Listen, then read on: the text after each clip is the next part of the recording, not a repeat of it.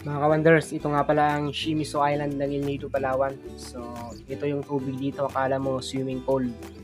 Sobrang linaw, sobrang linis, at saka napakaganda talaga mga ka-wonders.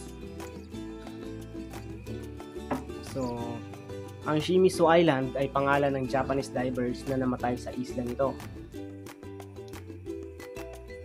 So, Shimizu, isa siyang underwater photographer na namatay sa islang to sapagkat nag-dive siya sa tunnel sa likod ng islang to. So, doon po siya namatay. Kumalas kasi siya sa major line kasi lahat ng mga divers meron niyang linya, may lubid yan na sinusunod. Connected yung lubid sa katawan niya, tinanggal niya yung connection niya doon sa lubid. So, naligaw siya at naubusan na ng oxygen. So, doon siya namatay.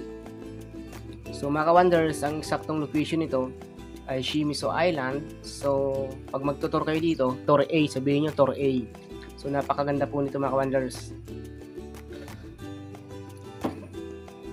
So, siguro from the mainland, no? So, mga 30 minutes din yung travel papunta rito. Ayan mga wonders, tingnan nyo naman.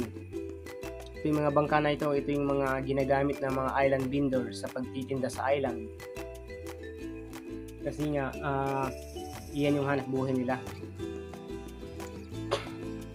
Yan mga wonders, talagang ayos na ayos talaga. Kasi bawal nga magtapon ng basura, kaya nananatiling malinis yung island na to. So hanggang dito na lang mga wonders. Salamat.